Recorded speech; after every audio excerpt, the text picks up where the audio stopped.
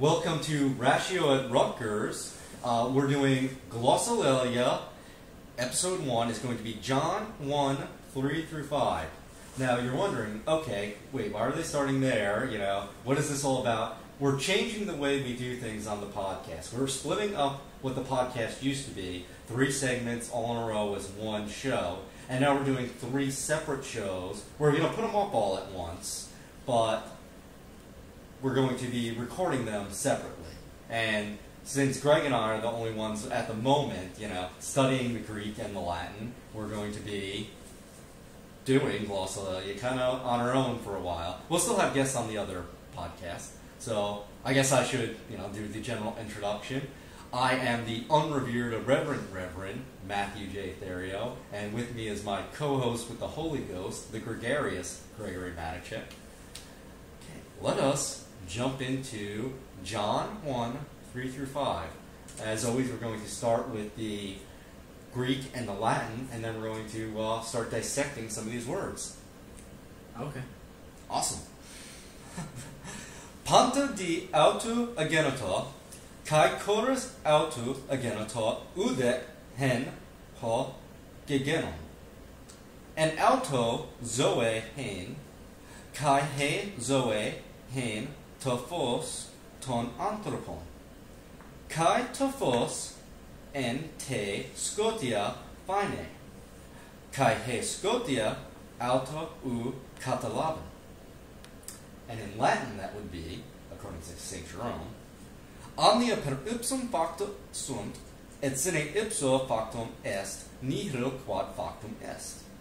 In ipso vita erat, et vita erat lux hominum, et lux in tenebris lucet, et tenebrae eon non comprehenderunt. I love Latin. I'm going to say this every time. I cannot get over how beautiful of a language that is. It just rolls off the tongue. None of its daughter tongues match it. Not French, not Italian, not Spanish, none of them. Well, Italian's I guess the closest you can get, but even that does some weird things. I guess because the Tuscan dialect kind of took over, but I don't know much about it. French, I know, is pretty weird. Yeah, you studied French, I haven't. So. Well, it did some weird changes. Although, I guess even German, High German at least, had some Latin influence or something, and they purposefully or somehow ended up in like the 10th or 11th century reversing all the Germanic sound changes back to the Latin ones. Really? This is the first I'm hearing that. Yeah, I don't know much about it. I think that's how it worked. I could very easily be wrong and look like an idiot. But, and we're not even talking about German, so it doesn't matter. Because it's such an ugly language, no one should talk about it or in it. Just like English. But we're stuck with it. I think you're wrong on that. Yeah, we've had this debate before. But let's get into the actual translation. We're going to gloss over some of the easier words to translate and really dig into 4 particular nuggets here. Panta, that's an easy one. All, everything. It's a toss-up. Yeah. D through auto, him. It's the masculine that you got to translate. Egeneto. That one and gegenon are obviously both from genao, and there are so many ways to translate this. It's such a nuanced, meaningful word.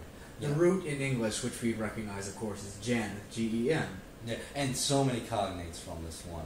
Genesis, genetics, generations, and even words like beget, progeny.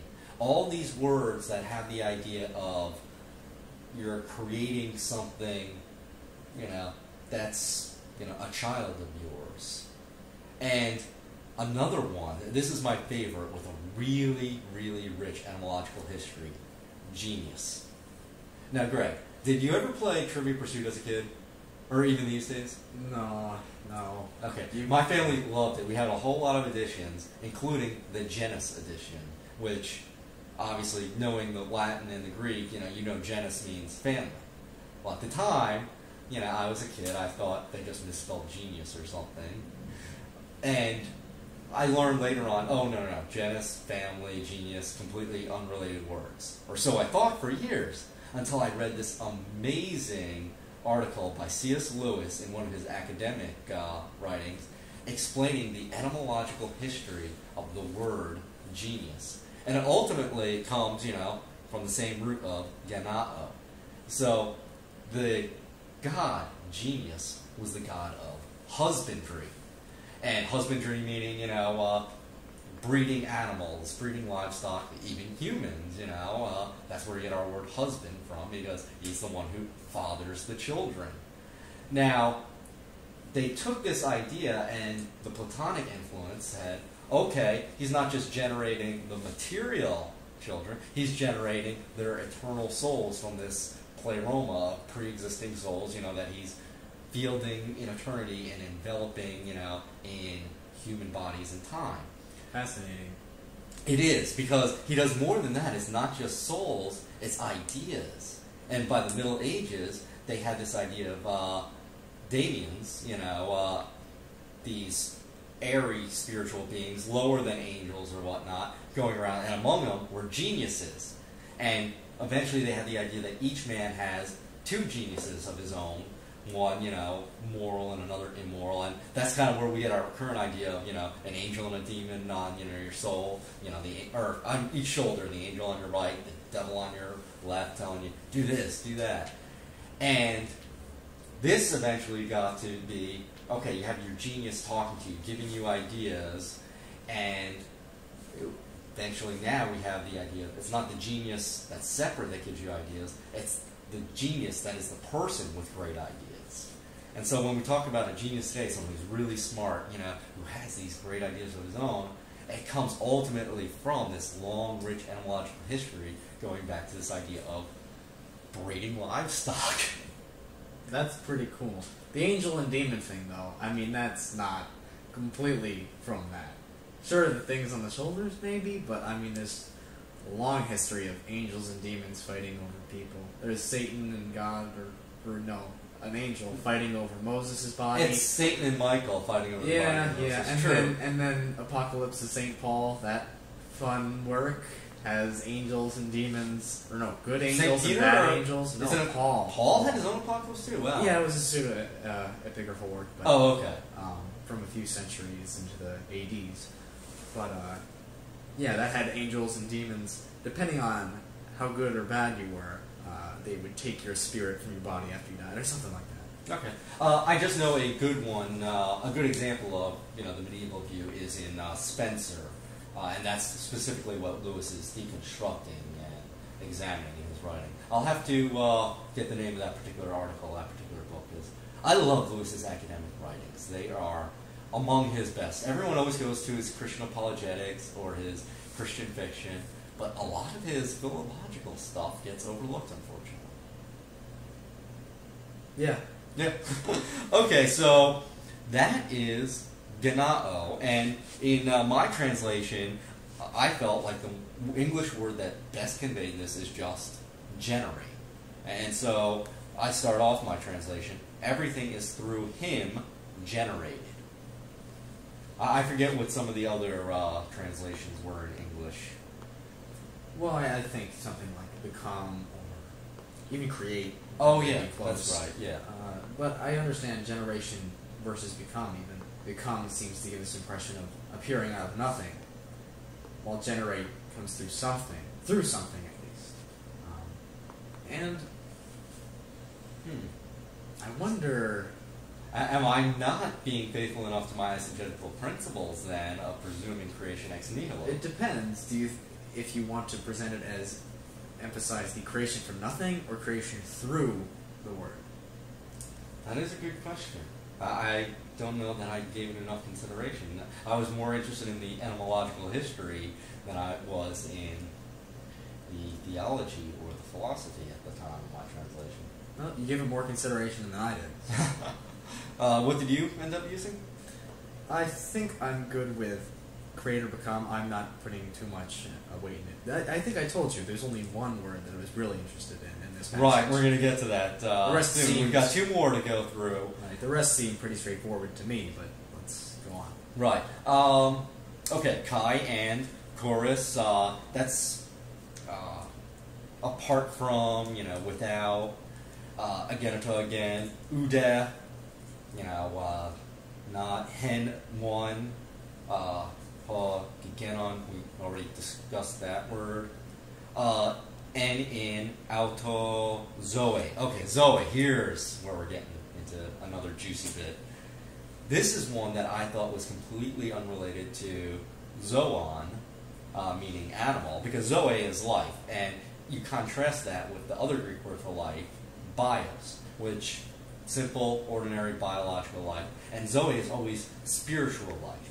And obviously that's the context here. If you read this verse in its context, you know it's talking about the spiritual life that we have through him. But you were just pointing out to me earlier that it's connected to zoon, from which we get zoo, zoology, and all this idea of animals. I thought it was when I first looked at it, and you said you didn't think so. So we looked at the etymology, and it may be at the least loosely related from a similar Proto-Indo-European root. Right, so it goes back, earlier than the Greek itself, but still related. Okay, where are we? Hain, Kai, and He, Zoe, life again. Hain to Phos. Phos, from which we get words like photon, photograph, and all these words dealing with light. Yep. Ton, anthropon. There's another good word. Anthropon, meaning, I translate it as men. You can translate it as humans. We get words like anthropology from it, anthropic. Now, the thing about anthropos is this. Yes, it means all humans, but it also has a masculine connotation to it. Just like the English word man or men is specifically talking about the one sex, but it also broadly means the species as a whole. And it's what we call the gender-neutral masculine. And a lot of modern translations want to say humans or people or humankind, or they want to get rid of this masculine idea. And I think that is crazy, because the best way to translate it is with the preservation of the gender-neutral masculine. We have a word in English that does exactly that. So use that word. And I do something else with my translation too. I capitalize the M. And I get this from another one of my heroes, Tolkien. Now, he did that because when he used the lowercase m, he was talking about males. But uppercase m, he's contrasting it not against females, but against hobbits and elves and angels and all that. And so it's a way of denoting the species, preserving the gender-neutral masculine. And just like you contrast zoe with bios, a great word to contrast this with is aner, andros. Those are words in Greek which mean just males. That sounds like a good idea, actually. That's kind of what I was thinking. I never had a problem with this gender-neutral masculine. I guess some people do. Yeah, it's but very popular. I think it's very fitting. Actually, I'm a little unsure just how the Hebrew works, because Adam, which we get man, and the name Adam. But remember, there's also Ish and Isha. Yes. And so that's a good question. Right. And Adam comes from red or rusty or ground. Well, Adum is red, and then Dam is blood. Adamah is ground or soil. This is... Did we ever talk about this? No, not on this podcast. Oh, okay. I don't think we've talked about this with each other even. It's not something so arcane. A lot of people know this. Whoever looking into the text, I've seen it in mythology textbooks even. But it is an interesting connection that should be pointed out. As far as the use of Adam for man, specifically male humans, I'm not really sure how often that's used, or if it is ever confused with Ish or Anashim. Because I know Genesis uses Ish a lot in Genesis chapter 2 to refer to Adam. It doesn't talk about him with a proper name very often. It usually talks about the man, and then throughout chapter 2 it's always talking about not Eve, which is not even Hebrew, it's actually Kavim, meaning, life or mother of life, mother of living things. It's talking about Ish and Isha, the man and the woman. Well, I know we've already talked about how John, in our John 1:1, was referencing the beginning of Genesis, And in that first part of Genesis, we also have Adam instead of Ish or Ish. So maybe anthropos or anthropon should very much be just like Adam instead of Ish.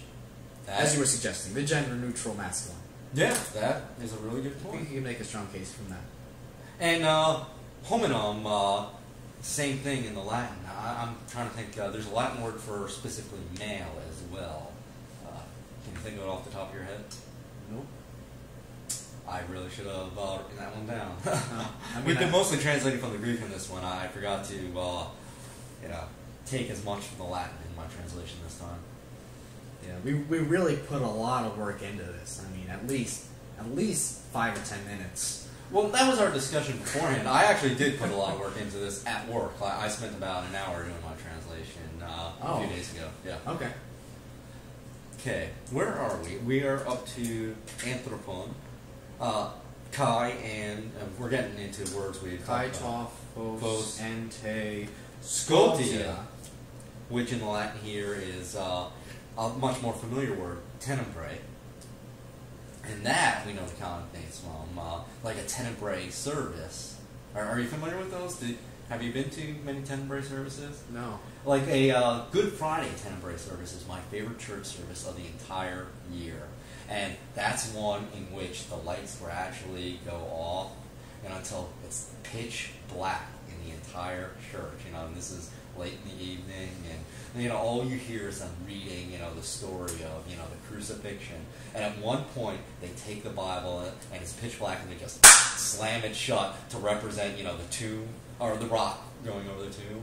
Oh. It is really powerful. That does sound pretty neat. I'll have to go in the spring.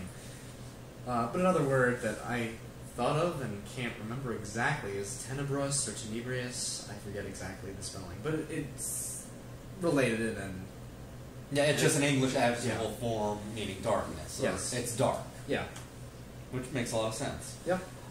Then fine, which I have to imagine, I wasn't able to verify this or not, whether it was related, pretty far back to like Phaethon, which means shining. Phaethon being the son of Helios, their sun god. Then kai he scotia auto u katalaben. Now, did you have something to say about katalaben again? I just thought it was probably the most interesting word in this passage, being that it's usually translated. Well, it's translated as a few different ways. The Latin here does something like comprehenderum. Yes. Which, if you take that right to English from the cognates, it seems to be like the darkness does not comprehend the light. Which katalaben, doesn't seem to really suggest that too much. Well, laben, or labene, is to take. And then kata as a prefix seems to have some kind of connotation of downwards or against or. But a prefix, attached to a word directly doesn't always, change the word in the way you think it would. But katalaben, still has that idea of take, but it's overtake, it's seize upon. Now, which specifically did you use in your translation? I didn't pick one yet. I'm just looking at them all, and they all seem very similar. Like they're all good enough to work. I think it's interesting that one of them, I think, what I was using was referenced as to seize upon in order to govern. Although that was kind of referencing, I think, specifically giving its own eisegetical reading of it, saying, "Oh, this means just as Christ's will to take it over and govern it," which is interesting. Who do you think was putting that translation? I have no idea. I did not see that at all in the text. Yeah, I don't really see it either. But I mean, Christ is the light. That's one of the things he is. That's true. But it seems like the darkness does not overcome it. You don't think of the light instead. Okay, this is one of the craziest heresies I've ever heard preached upon by an actual pastor, like in my own church. So we're studying this passage. We're studying, phos. We're studying lux. not so much in the original language, we're just, in the English, and Jesus is the light. And he's like, yep, that light at the moment of creation, Big Bang, whatever you want to call it, that was Jesus. And he doesn't seem to see that what he's doing is idolatry. Taking something that is created, that is absolutely not an incarnation of God, and equating it with God himself. John is being metaphorical here. He is not saying that the cosmic microwave background radiation that we can study with, telescopes and whatnot, that you can see, in the static of your TV, that's not Jesus incarnate. So, yeah, my ears were burning when I heard that one. And I could not convince him, for the life of me, that he was wrong. Was this when you were in college, or was this... This was when I was living in Maryland. Oh, yeah. So after seminary. Yeah, after I dropped out of seminary. He and I, we butted heads a lot. I don't think he respected me having dropped out of seminary so much, and so... I see. Yeah. He was wrong on that one, though. Dead wrong. I can see that. Yeah. So, okay, the way I actually translated kata laben was, the darkness does not envelop it. And the way I said that, I don't think the Greek is so much suggesting it, but I also don't think the Greek is so much suggesting comprehenderunt. I think Jerome was taking a lot of liberty there. But the English, darkness and light, they have this relation of enveloping. It's a word that's frequently used in the connotation of light and darkness, and I think it's close enough, and I think it flavors it nicely. I don't know, I'm going to keep it for my translation. It may not be the best, but I think it works really well. I think I understand what you mean. I think I suggested before, could you go so far as to say eclipse, but I'm not sure that would get even close to it. It's one step further away. Yeah. Whether mine's too far away, that's the question of translation. How far do you translate into the new language and all of its diction and syntax, and how much do you try to preserve of the original? And how much do you try to get across just the meaning, or how much do you try to get the etymology? Well, even with this, it's a good question of, well, the darkness obviously doesn't overtake the light, but does it take a little of it? Does it win sometimes? I guess so, right? It wins the battles, but not the war? Could we say that, or could we say... I'm not sure if the text is saying that. We can definitely, get into some systematic theology and, make arguments there, but that's not really exegetical theology of this passage, per se. No, not at all. Actually, I realized that was going down a very scary and dangerous and uncomfortable path, suggesting that. So, I am going to read my final translation right now, and... one more thing. I kept a lot of it, like the last time, in the present tense, just because we're talking about eternal things still at this point. Everything is through him generated, and apart from him is generated not one existing thing. In him is life, and the light is the light of men. The light in darkness shines forth, and the darkness does not envelop it. Now, did you finish an English translation, or do you have something you want to share? I didn't compose a translation. I just took it apart and translated it bit by bit. Okay, take that it works. Apart. So I don't have one to read. So I think we're good then, yeah. All right, this has been your introduction to the Therian Bible. Actually, it's called the Higher Standard Version. Oh, I see. Yeah, I've been making that joke since undergrad. Greek wow. 101. I didn't realize it was that old. Yeah, Tyler and I, my old roommate from undergrad, we've been working on the Higher Standard Version for a while now.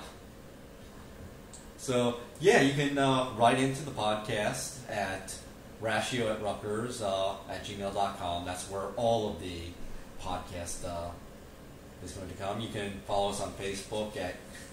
What is our Facebook page again? Interlinear? Oh, for this one?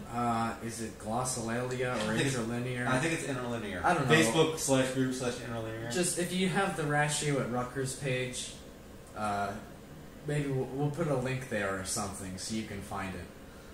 Yeah. Okay, I guess we'll sign off. Have a good week.